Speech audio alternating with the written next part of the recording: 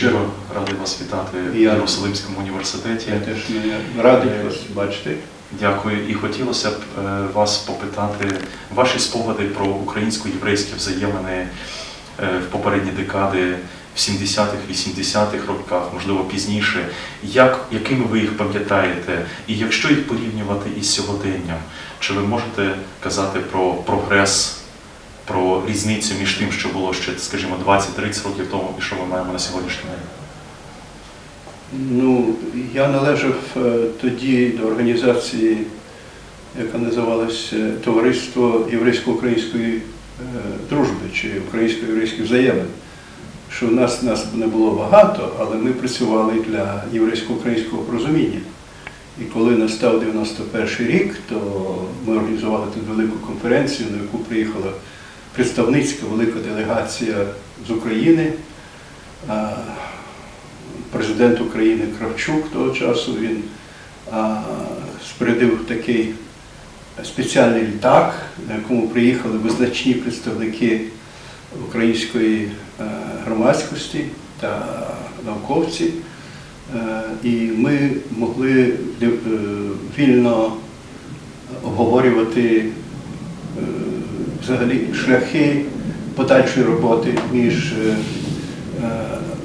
ізраїльтянами, тобто ізраїльськими людьми, які походять з України, та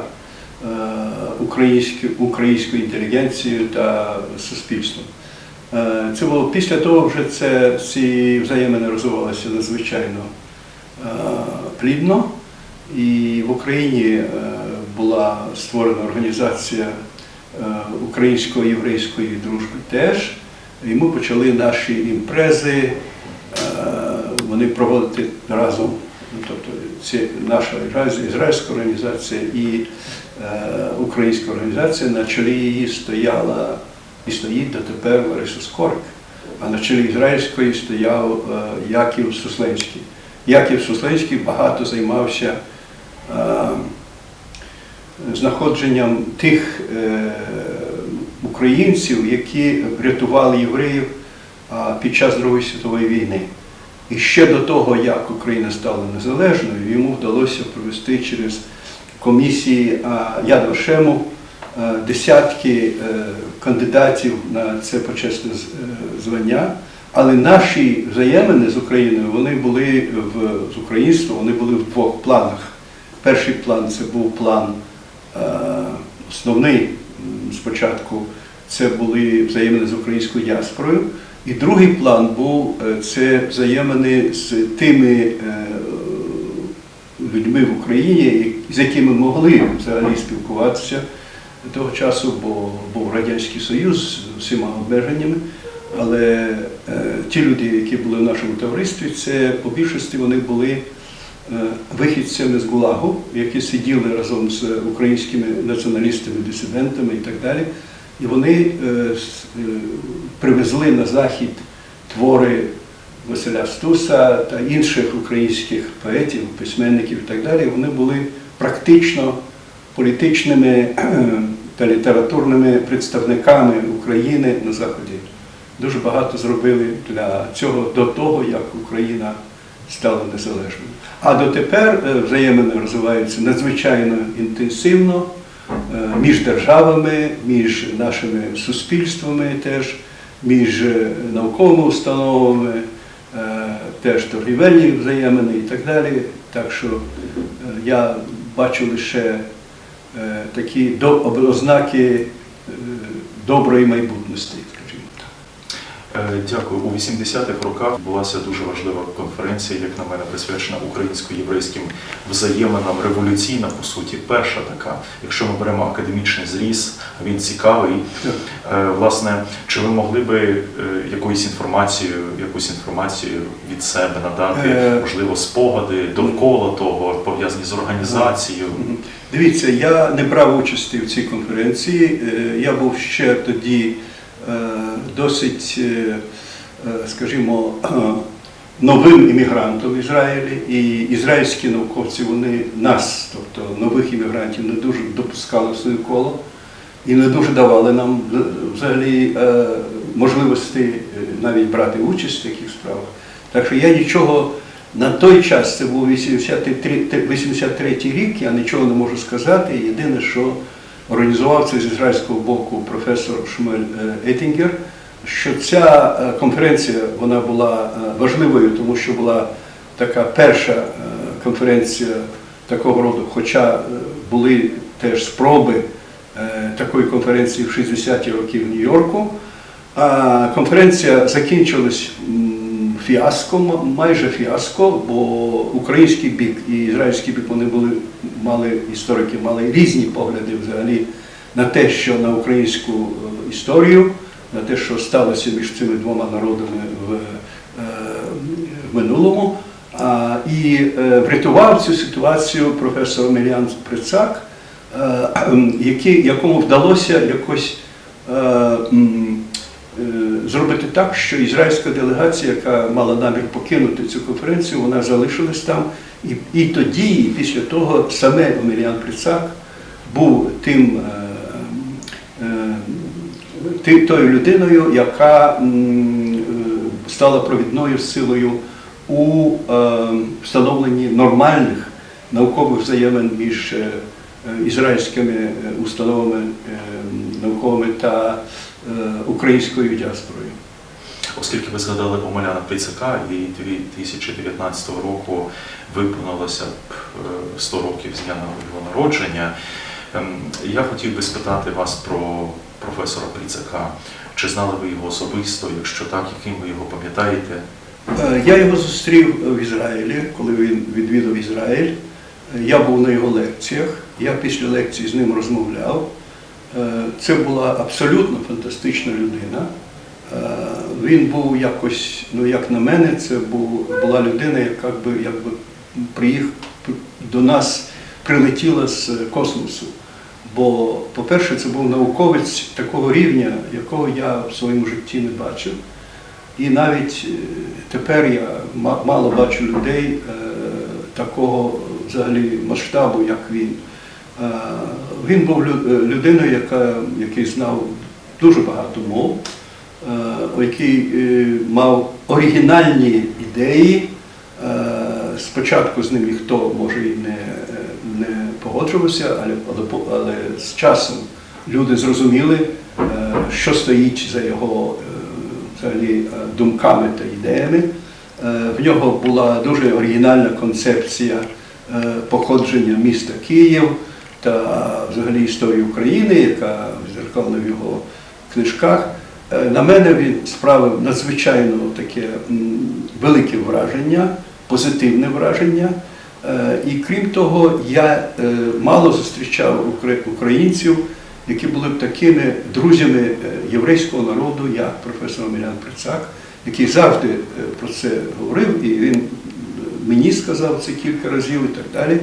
І він сказав мені те, що сама ідея, взагалі не лише ідея, але самі плани організації наукового центру в Гарварді, вони до нього прийшли від того, що він дивився, як євреї в діаспорі організують себе, як вони підтримують науку, юдаїку. І він для себе вирішив, що він теж повинен діяти за таким же чином і організувати українську діаспорне суспільство на те, щоб вони зібрали кошти і щоб цей центр він був не десь в якомусь університеті, а саме в Гарварді. І він пояснив, чому це важливо, тому що це елітарний університет, і це зразу ж підніме престиж української громади на американському континенті.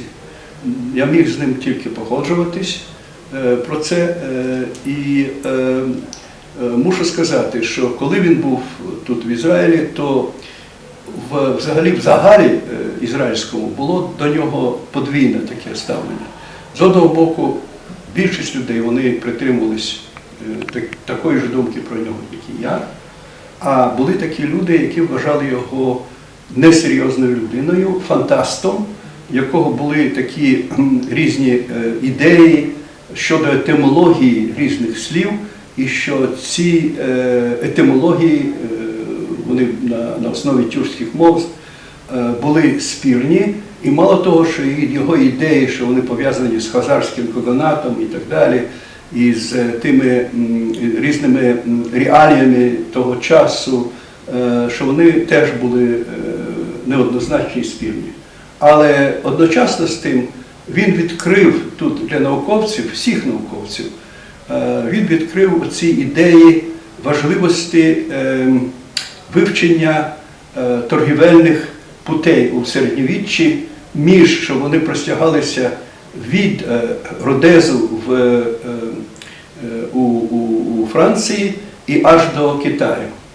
В нього було таке бачення взагалі історії, коли він бачив зв'язок між тим, що діялось десь далеко у Китаї, і з тим, що діялось у той час і на терені України, і на терені Західної Європи. І все це було, мені здається, досить доказово для мене. І мені здається, в нього була оця його теорія, вона була дуже привабливою для мене. Вона відкривала нові просто простори для наукового дослідження. Для мене Омелян Прицак здається великим українським вченим, яким Україна може лише пишатися. Свого часу я навіть, хоча я був дуже такою новою людиною в Ізраїлі, але я зробив деяку кар'єру, і коли я її зробив, а Прицак був ще живий, я тоді мав таку пропозицію до Сенату Єврейського університету, щоб йому дали таку грант, який називався грант Ейнштейна. Це грант для самих видатних вчених, яких сюди запрошували. І я просто тоді займався цією справою і мушу сказати, що хоча це не вдалося зробити, але в мене було чимало союзників, коли я про це говорив у різних інстанціях університету. Якщо це не дуже велика таємниця, чому це не вдалося? Були якісь підводні камені, спротив? Ні, не тому. Тому що була своя конкуренція. Кожен факультет він мав своїх кандидатів, і була конкуренція просто між різними факультетами. Який факультет отримує це якогось року і так далі. Ні, не було спротиву. До нього ставилися надзвичайно добре. В яких університетах він читав лекції, чи ви пам'ятаєте? В ізраїльських університетах? В ізраїльських університетах я пам'ятаю лекцію, в якій я був в Академії наук, пам'ятаю лекцію в університеті тут єврейському, а ще знаю, що він робив лекцію, теж дав лекцію в Бершевському університеті. До нього ставлення було, як правило, було ставлення надзвичайно позитивне. Наскільки я знаю, він кілька разів приїжджав в Ізраїль, зокрема у 80-ті роки, чи насамперед у 80-ті роки? 80-ті роки. 80-ті роки читав лекції, які викликали ажіотаж, на які приходило так, чимало людей. Так, не чимало, просто не було місця на його лекціях. Так багато було людей, не можна було навіть продихати, видихати там. Так було багато людей. Чи ви знали Прицака, чи ви підтримували з ним спілкування до останніх його днів? Ні. Коли він вже повернувся в Україну, у нього було багато чого, а потім повернувся в Америку. Вже в останні роки я не мав з ним. Я не мав з ним контакт лише в Ізраїлі. Так. Пане Вольфе, щиро дякую вам за цю І розмову. дякую вам.